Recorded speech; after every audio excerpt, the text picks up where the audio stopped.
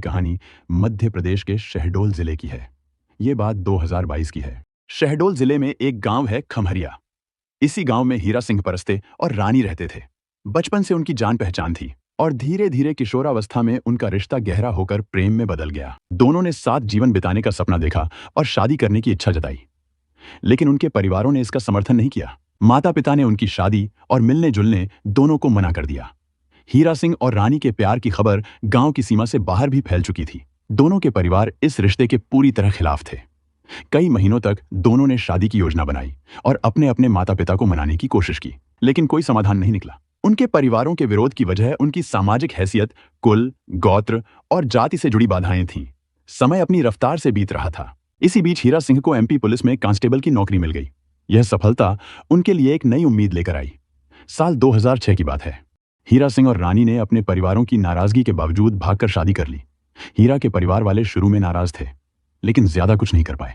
वहीं रानी के परिवार वाले हीरा की पुलिस में नौकरी होने की वजह से विरोध नहीं कर सके। आखिरकार दोनों परिवार राजी हो गए और रिश्ते को स्वीकार कर लिया। हीरा सिंह अपनी पत्नी रानी के साथ शहडोल में रहने लगे। उन्होंने वहां किराए का मकान लिया और एक मध्यम वर्गीय परिवार की तरह अपनी जिंदगी बिताने लगे। प्यार और मेहनत से हीरा सिंह और रानी की जिंदगी आगे बढ़ती रही।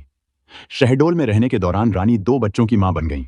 हीरा सिंह भी अपनी नौकरी में तरक्की करते गए। कांस्टेबल से सब इंस्पेक्टर तक पहुंचे और अपने विभाग में अच्छे शूटर और सम्मानित अधिकारी के रूप में जाने जाने लगे।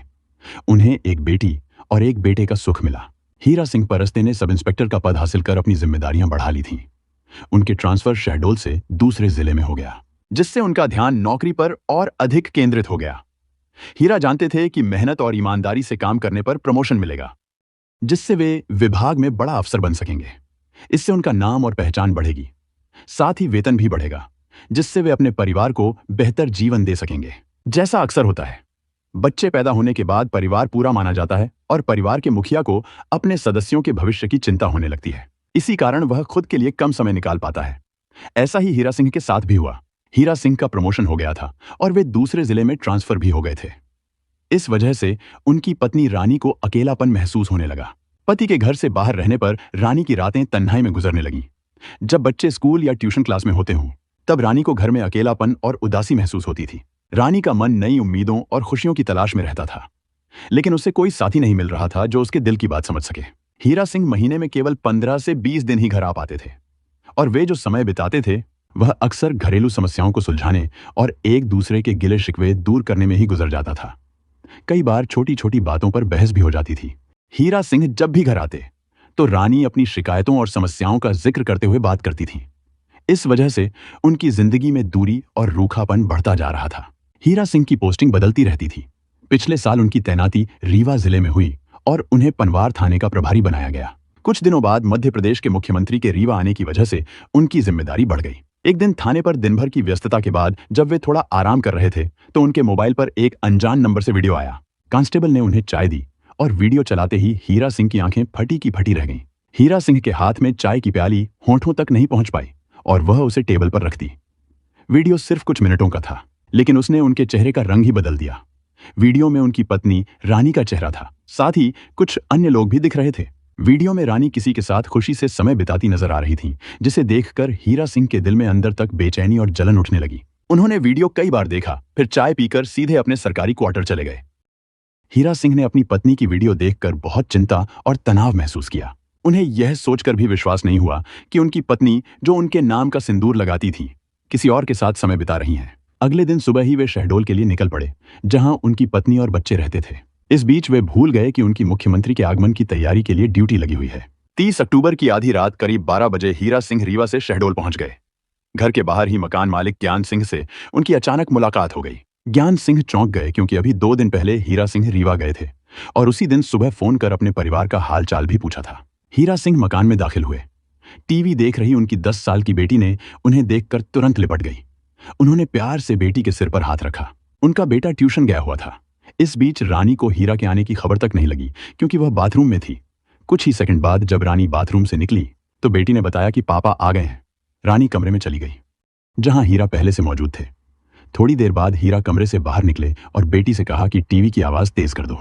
पिता की बात सुनकर बेटी ने टीवी की आवाज बढ़ा दी। हीरा फिर कमरे में चले गए। रानी भी वहीं थी। कुछ ही देर बाद अचानक गोली चलने की आवाज घर में गूंजने लगी। टीवी देख रही बेटी ने भी कमरे से गोली चलने की आवाज सुनी। वह उस तरफ जाने के लिए उठी, तभी एक और गोली की आवाज हुई।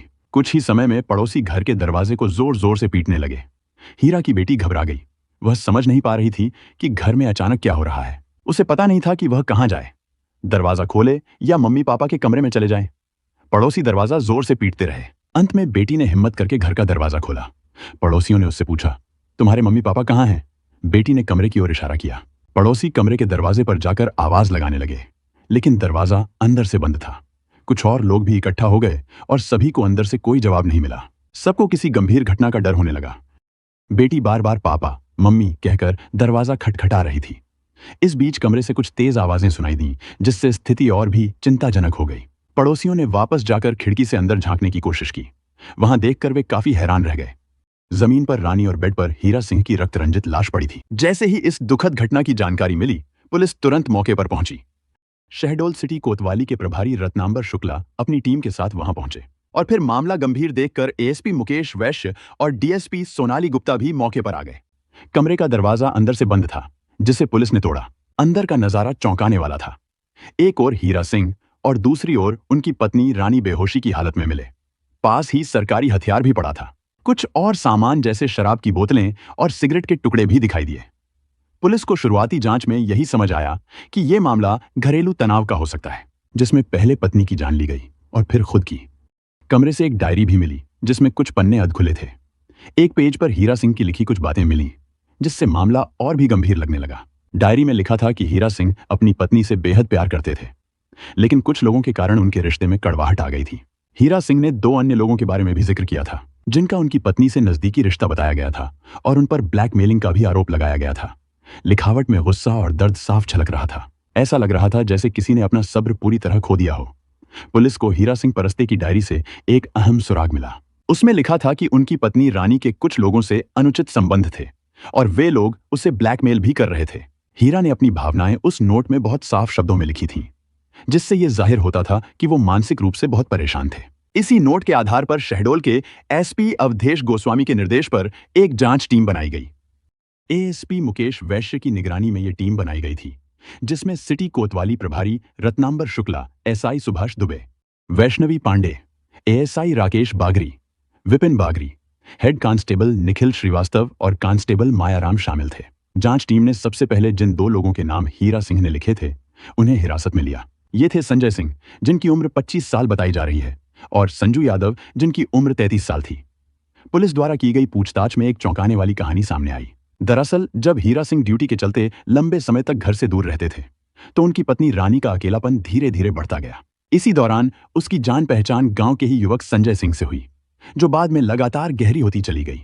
हीरा सिंह परस्ते के माता पिता गुजर जाने के बाद ससुराल की जिम्मेदारियां रानी के कंधों पर आ गई थीं। वह अक्सर ससुराल आने जाने लगी थी। इसी दौरान गांव में उसकी मुलाकात हुई संजय सिंह से, जो उम्र में उससे करीब 8 साल छोटा था, लेकिन था बेहद बातूनी और समझदार किस्म का इंसान। संजय ने अपनी मीठी मीठी बातों से रानी को काफी प्रभावित किया। उनकी मुलाकातें बढ़ने लगीं। बात यहां तक बढ़ी कि रानी ने उसे अपना मोबाइल नंबर भी दे दिया। जब भी कोई काम होता या अकेलापन महसूस होता, रानी उसे फोन कर लेती और संजय भी बिना देर किए आ जाता। यह सिलसिला यही नहीं रुका। शहडोल में रहने के दौरान भी संजय अक्सर रानी से मिलने पहुंच जाया करता था। धीरे धीरे उनके बीच नजदीकियां इतनी बढ़ गईं कि वे एक दूसरे की जिंदगी में गहराई से शामिल हो गए। बाहर से तो यह रिश्ता दोस्ती जैसा दिखता था, मगर अंदर ही अंदर कहानी कुछ और ही चल रही थी। धीरे धीरे संजय और रानी की मुलाकातें इतनी बढ़ गईं कि कई बार तो संजय रानी के घर पर ही रुक जाया करता था। रानी का किराए का घर शहडोल में था और वहां के मकान मालिक को भी संजय के आने जाने की जानकारी थी। हालांकि शुरुआत में मकान मालिक को यह सब कुछ सामान्य लगा। उन्होंने कभी संजय को शक की निगाह से नहीं देखा, लेकिन मोहल्ले में लोगों की नजरें कुछ और ही कह रही थीं। पास पड़ोस में संजय के बार बार आने और लंबे समय तक रुकने को लेकर धीरे धीरे कानाफूसी शुरू हो गई थी। लोग बातें बनाने लगे थे, मगर खुलकर कोई कुछ कह नहीं रहा था। करीब 4 साल तक रानी और संजय की दोस्ती बेहद नजदीकियों तक पहुंच गई थी। रानी भूल चुकी थी कि वह एक पुलिस अफसर की पत्नी है और उसकी मांग में सिंदूर किसी और के नाम का है। संजय के बाद रानी की जिंदगी में एक और शख्स ने एंट्री ली, जिसका नाम था संजू यादव। अब कहानी में मोड़ यहीं से आने लगा। संजू न सिर्फ बातों में माहिर था, बल्कि चालाक भी था। उसे रानी और संजय के रिश्ते की पूरी जानकारी थी। उसने एक दिन मौका पाकर उनकी निजी मुलाकातों की एक रिकॉर्डिंग कर ली। संजू अब उसे उसकी एक निजी रिकॉर्डिंग दिखाकर पैसे मांगने लगा। रानी घबरा गई। वह न सिर्फ अपने पति हीरा सिंह से डर रही थी, बल्कि समाज और परिवार के सामने अपनी इज्जत बचाने की चिंता भी उसे खाए जा रही थी। संजू का दबाव बढ़ता गया।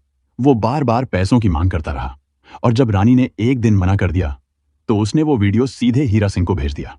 हीरा सिंह जो एक थाना प्रभारी थे, उस वक्त मुख्यमंत्री के दौरे की ड्यूटी पर थे, लेकिन उस वीडियो को देखने के बाद वह इतने आहत हो गए कि सब कुछ छोड़कर सीधे घर लौट आए। अगले दिन एक दर्दनाक घटना घटी। हीरा सिंह और उनकी पत्नी रानी दोनों ही इस दुनिया में नहीं रहे। पुलिस जांच में सामने आया कि यह मामला घरेलू तनाव, धोखे और ब्लैकमेलिंग का था। पोस्टमार्टम रिपोर्ट के अनुसार पहले पत्नी की मौत हुई और थोड़ी देर बाद ही पति ने भी अपनी जान दे दी। शहडोल पुलिस ने मामले की गंभीरता को देखते हुए संजय और संजू को गिरफ्तार कर लिया था। उन पर निजी वीडियो बनाकर ब्लैकमेल करने, मानसिक उत्पीड़न करने और आत्महत्या के लिए उकसाने जैसी धाराएं लगाई गई हैं। हीरा सिंह एक जिम्मेदार पुलिस अफसर थे। उन्होंने कानून की रक्षा की, लेकिन अपने घर में चल रहे तूफान को समझ नहीं पाए। यह घटना हमें यह समझाती है कि कभी-कभी सबसे मजबूत दिखने वाले लोग भी अंदर से टूटे होते हैं।